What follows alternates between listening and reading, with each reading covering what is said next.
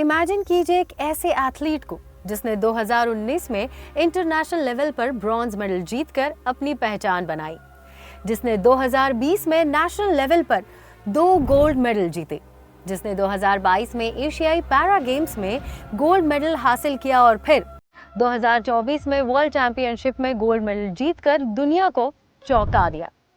इसी साल Paris Paralympic में ब्रॉन्ज मेडल जीतकर भारत का नाम रोशन किया। उनकी इन्हीं कामयाबियों के चलते भारत सरकार ने उन्हें भारत के सबसे प्रतिष्ठित खेल पुरस्कारों में से एक अर्जुन पुरस्कार से सम्मानित किया गया। वो इंटरनेशनल लेवल पर compete करने वाली और पदक जीतने वाली पहली बिना हाथों वाली महिला तीरंदाज बनी है।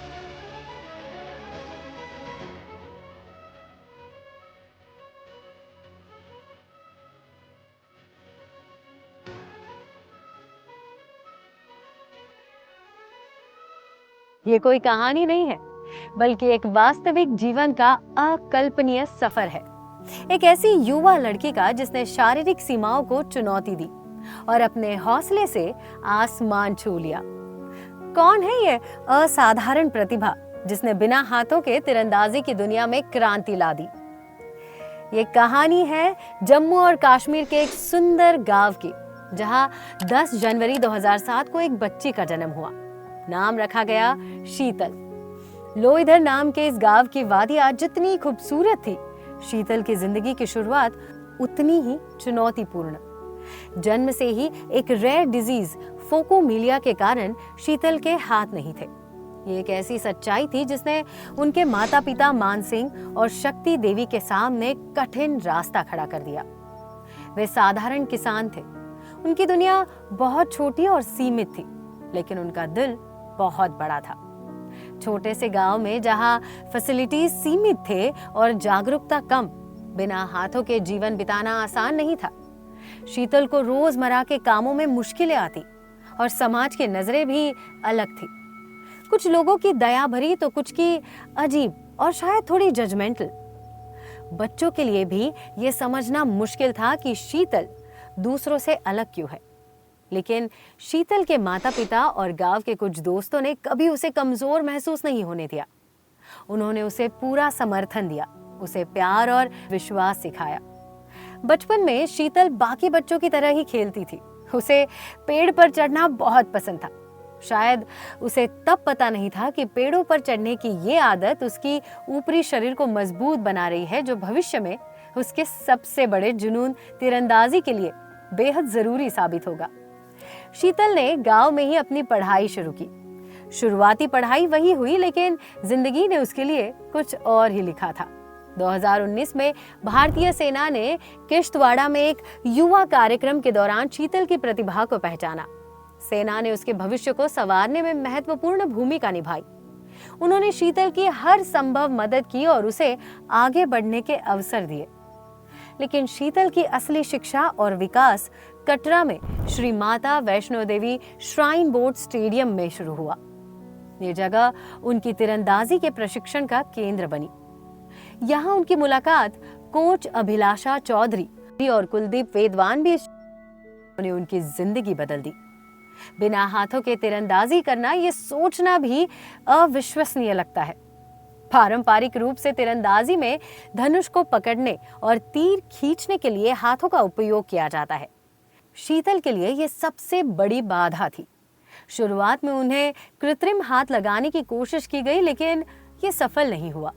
ये एक निराशाजनक पल रहा होगा। शायद एक पल के लिए लगा होगा कि सामान्य जीवन जीने का सपना उनका पूरा नहीं हो पाएगा। एक दूर दराज के गांव में रहते हुए, जहां विशेष जरूरतों वाले लोगों के लिए सुविधाएं ना के बराबर थी, ये चुनौती और भी मुश्किल थी। धनुष उठाना भी एक संघर्ष से कम नहीं था। लेकिन शीतल हार मानने वालों में से नहीं थी। उनकी आंखों में एक चमक थी, कुछ कर दिखाने का जुनून था। उसने सुना था मैट स्टूट्समैन के बारे में, जो एक ऐसे अमेरिकी तीरंदाज है जिनके हाथ नहीं है और ये पैरों से तीरंदाजी करते हैं। मैट स्टूट्समैन शीतल के लिए प्रेरणा बन गए। शीतल ने सोचा, अगर ये कर सकते हैं तो मैं क्यों नहीं। यहीं से एक अद्भुत बदलाव की कहानी शुरू हुई। शीतल ने अपने पैरों, कंधे और जबड़े का उपयोग करके तीर चलाना सीखा। यह आसान नहीं था। इसमें महीनों का कठोर अभ्यास, दर्द और सॉलिड डेडिकेशन शामिल था। उनके कोच अभिलाषा चौधरी और कुलदीप वेदवान भी इस चुनौती के लिए तैयार थे। उन्होंने पारंपरिक तरीकों से हटकर सोचा। उन्होंने शीतल की ताकत के हिसाब से चीजों को बदला और सिखाने के नए तरीके बनाए। उन्होंने देखा कि शीतल पैरों से धनुष को कैसे पकड़ सकती है, कंधे से कैसे सहारा दे सकती है और जबड़े से कैसे तीर खींच सकती है। इन सब चीजों को एक साथ सही ढंग से करने में काफी वक्त और मेहनत लगी। भारतीय सेना का समर्थन भी जारी रहा। उन्होंने शीतल को पढ़ाई की चीजें और मेडिकल हेल्प प्रोवाइड की, जो उनके इस सफर के लिए बहुत जरूरी थी। सबसे बढ़कर उनके माता पिता का अटूट विश्वास और प्रोत्साहन उनकी सबसे बड़ी ताकत थी। उन्होंने कभी उन पर डाउट नहीं किया, हमेशा उन्हें आगे बढ़ने के लिए प्रेरित किया। धीरे धीरे महीनों के अभ्यास और डेडिकेशन से शीतल की तकनीक निखरने लगी। उनके पैर मजबूत हुए, उनका संतुलन बेहतर हुआ और उनका निशाना सटीक होने लगा। शीतल ने साबित कर दिया कि अगर हौसला बुलंद हो तो शरीर की कोई भी सीमा आपको रोक नहीं सकती। उनकी मेहनत रंग लाई और जल्द ही उन्होंने प्रतियोगिताओं में भाग लेना शुरू कर दिया। 2019 में हांगकांग में एशिया युवा चैंपियनशिप में ब्रॉन्ज मेडल जीतना उनकी अंतर्राष्ट्रीय करियर की पहली सीढ़ी थी। ये सिर्फ एक मेडल नहीं था, यह इस बात का प्रमाण था कि वो दुनिया के सर्वश्रेष्ठ खिलाड़ियों के साथ प्रतिस्पर्धा कर सकती है। इसके बाद तो जैसे पदकों की यानी मेडल्स की झड़ी लग गई। 2020 में खेलो इंडिया यूथ गेम्स में शीतल ने 100 और 200 मीटर दोनों स्पर्धाओं में गोल्ड मेडल जीते। ये दिखाते हुए कि वो न केवल पैरा एथलेटिक्स में बल्कि सामान्य स्पर्धाओं में भी अपनी छाप छोड़ सकती है। 2023 का साल शीतल के लिए एक अहम पड़ाव साबित हुआ और इसी साल शीतल ने कई सारे मेडल्स अपने नाम करे, जिनमें वर्ल्ड आर्चरी पैरा चैंपियनशिप में सिल्वर, एशियन पैरा गेम्स में सिंगल इवेंट्स में गोल्ड, मिक्स टीम कंपाउंड में गोल्ड, वुमेन्स डबल कंपाउंड में सिल्वर इनका समावेश है। इसी साल शीतल ने Asian para archery championship mix teams event में गोल्ड मेडल और सिंगल्स में सिल्वर मेडल जीता। शीतल को मिली इन कामयाबियों के चलते उन्हें 2023 में एशियन पैरालंपिक कमेटी के द्वारा best women para Archer of the year award से नवाजा गया। 2024 भी उनके लिए शानदार रहा। कोबे जापान में विश्व पैरा एथलेटिक्स चैंपियनशिप में 400 मीटर T20 इवेंट में गोल्ड मेडल जीता और एक नया इतिहास बनाया। और फिर आया पेरिस पैरालंपिक, जहां शीतल ने ब्रॉन्ज मेडल जीतकर भारत का नाम रोशन किया। इन उपलब्धियों के सम्मान में उसे 2024 में प्रतिष्ठित अर्जुन पुरस्कार से सम्मानित किया गया। शीतल देवी ने एक इंटरव्यू में कहा, ये पदक साबित करते हैं कि मैं खास हूँ। ये पदक सिर्फ मेरे नहीं बल्कि पूरे देश के हैं। उन्होंने ये भी कहा कि मैंने तीरंदाजी नहीं चुनी, इसने मुझे चुना है। शीतल देवी के ये शब्द उनकी अटूट भावना और खेल के प्रति उनके गहरे जुड़ाव को दर्शाते हैं। उनकी कहानी से प्रभावित होकर उद्योगपति आनंद महिंद्रा ने उन्हें बेकन ऑफ इंस्पिरेशन कहा और उन्हें एक कार भेंट दी, ये कहते हुए कि अब मैं कभी भी छोटी छोटी समस्याओं की शिकायत नहीं करूंगा। पैरालंपिक में उनके प्रदर्शन के बाद उन्हें पोएट्री इन मोशन कहा गया। मैट स्टूट्समैन, जो उनके प्रेरणा स्रोत और गुरु रहे हैं, उन्होंने भी उन्हें खेल का भविष्य बताया जो अगली पीढ़ी को प्रेरित करेगा।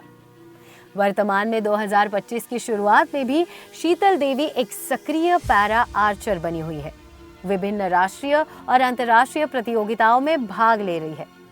मार्च 2025 में खेलो इंडिया पैरा गेम्स में उन्होंने पायल नाग को हराकर कंपाउंड महिला फाइनल में अपने गोल्ड मेडल का सफलतापूर्वक बचाव किया।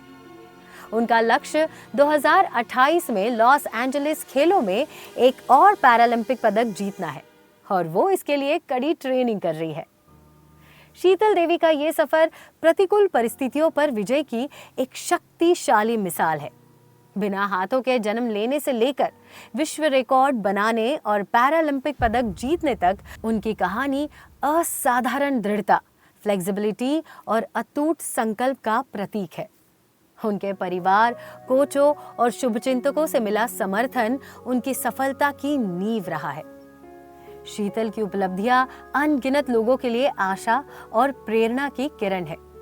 उन्होंने भारत में पैरा खेलों को एक नई पहचान दी है और ये सुनिश्चित किया है कि प्रतिभा को शारीरिक सीमाओं में बांधा नहीं जा सकता। ये कहानी भले ही शीतल की है, लेकिन ये उस सामाजिक सोच को दर्शाता है जिसे उन्हें पार करना पड़ा। उनकी कहानी इस बात पर भी प्रकाश डालती है कि कैसे विशेष जरूरतों वाले एथलीटों को पहचान और अवसर प्राप्त करने में अभी भी चुनौतियों का सामना करना पड़ता है, खासकर भारत जैसे बड़े देश में जहां प्रतिभा की कोई कमी नहीं है। आई होप शीतल देवी का ये सफर आपको पसंद आया होगा और इंस्पायर किया होगा। आगे भी ऐसी ही कहानियों के लिए इस चैनल को लाइक और सब्सक्राइब जरूर कीजिएगा। Thank you.